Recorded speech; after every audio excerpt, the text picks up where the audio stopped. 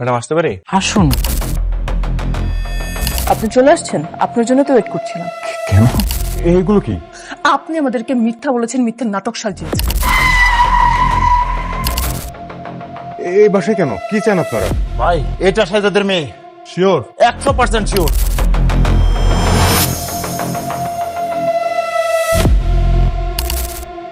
এই মিশনটা আপনার মিশন আপনাকেই কমপ্লিট করতে হবে।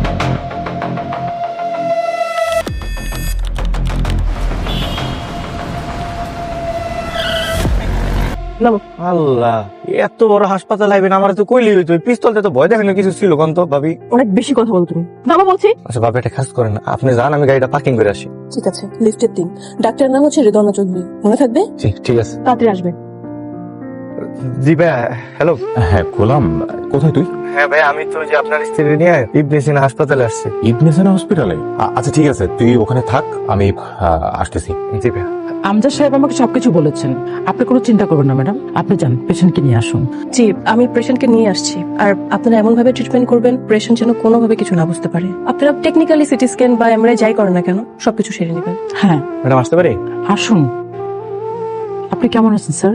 জি ম্যাডাম ভালো। আমার ভাবির তো একটু ভাত কাটছে, ওনার ইচ্ছা ছিল যে বড় একটা হসপিটাল আসবে, তাই ওনারা নিয়ে আসলাম। আমি বুঝতে পেরেছি, আপনি আমার সাথে চলুন। আপনার সাথে যাবো মানে? আপনার কিছু চেক আপ করবো। বুঝলাম না, আমার ভাবির হাত কাটছে, আপনি আমার চেক আপ করবেন কেন? এমআরআই মেশিন নষ্ট হয়ে গেছে তো, ওটা ঠিক করার জন্য তোমাকে লাগবে। তুমি একটু ওনার সাথে যাও। আচ্ছা চলেন, সমস্যা নেই। আপনি একটু অপেক্ষা করুন। তুমি এখানে? শুনলাম তোমার নাকি হাত কেটে গিয়েছে। গোলাম কোথায়? আপনাকে এখানে কে আসতে বলছে? গোলামই আসতে বলছে, আর আমার অফিস তো ঠিক পাশেই, তাই চলে এলাম। আচ্ছা দেখি তোমার হাতটা কতটুকু কাটছে। চুপ করে এখানে দাঁড়িয়ে থাকুন, একটা কথাও আপনি এখানে বলবেন না। অনেক হয়েছে, আর না। আমি সব জেনে গেছি। আমার শেহজাদ আমাকে ধোকাও দেয়নি, আমার শেহজাদ আমার সাথে নাটকও করছে না। শেহজাদের স্মৃতিশক্তি সব হারিয়ে গিয়েছে।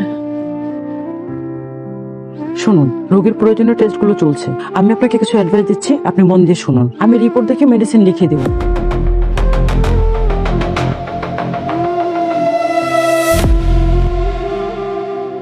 কখনো ওনাকে মানসিক প্রেশার দিবেন না, ওনার সাথে ভালো আচরণ করবেন। উনি যেন সবসময় মানসিকভাবে ফ্রেশ থাকে, তাহলে ওনার স্মৃতিশক্তি ফেরার চান্স থাকবে। এই খেলা তো খেলবো আমি। মানসিক শারীরিক অত্যাচার কাকে বলে, কত প্রকার ও কি কি, সেই খেলা আমি খেলবো।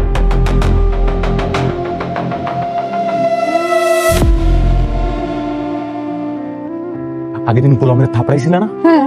এখন থেকে সকালে একবার, বিকালে একবার, এবং সকালে ঘুম থেকে ওঠা শুরু করে রাতে ঘুমানো পর্যন্ত ওরা তুমি থাপড়াইবা, পারবা না? ওকে যত পরিমাণ পারো টর্চার করবা। কেন? তুই না কালকে বললি যে আমি যেন ওর পিছনে না লাগি। মা সহ্য হইতেছে না মা, আমি সহ্য করতে পারতেছি না। তুমি বুঝতেছো না? ফাতেমাকে লাইন মারতেছে মা। আরে ফাতেমার কোটি কোটি টাকা, ও যদি একবার ফাতেমাকে নিয়ে ভাগতে পারে, আমার সব প্ল্যান ভেস্তে যাবে মা, আমার সবকিছু ভেস্তে যাবে। এটা হতে দেওয়া যাবে না। হ্যাঁ, এটা হতে দেওয়া যাবে না। এই জন্য এখন থেকে সকাল বিকাল রাত ওকে অত্যাচার করবি, টর্চার করবি, যা বাচ্চা তাই করবি। আপনাকে আমি দেখে নেবো। গোলাম, তুমি কোথায় গিয়েছিলে? ভাবির হাত কেটে গেছিল তো, ওনারা নিয়ে একটু ডাক্তারের কাছে গেছিলাম। ভাবিকে নিয়ে তুমি ডাক্তারের কাছে গিয়েছিলে? তো বাসায় কি আর লোক ছিল না তাকে নিয়ে যাওয়া? ছিল, আসলে তারা হুড়ে করে গেছি তো, তাই খেয়াল করিনি। তো তোমার ফোন কেন বন্ধ ছিল? আমি আসলে জানি না ফোনটা যে কখন বন্ধ হয়ে গেছে, বলতে পারি না। শোনো, তোমাকে আমি স্বামী হিসেবে মেনে না নিলেও কিন্তু তুমি আমার স্বামী। জি জি ম্যাডাম। আর আমাকে ভাই ম্যাডাম ম্যাডাম করে ডাকবে না। তাহলে কি বলে ডাকবো? বউ বউ বলে ডাকবো? এই গোলাম, ওই যে শাশুড়ি আমার মনে ডাকতেছে, আপনি থাকেন, আমি একটু যাই। হ্যাঁ জি আম্মা। আসতে এতক্ষণ লাগে? হ্যাঁ, মেরে না একদম দাঁত ফেলে দেবো। সরি আম্মা, ওই যে একটু লেট হয়ে গেছে। কি দরকার কর না? যা বাজারে যা। এত রাইতে বাজারে? এত রাতেই বাজারে যাবি? যা বাজারে যা, শশা নিয়ে আয়। এই ছোট লোকের বাচ্চা, হ্যাঁ তুই আমার বয়স নিয়ে খোটা দিস? তোর এত বড় সাহস? মেরে না একদম তক্তা বানিয়ে ফেলবো। মা, তোমার মন খারাপ কেন? কিছু না, তুমি পড়াশোনা করো, এদিকে দেখতে হবে না।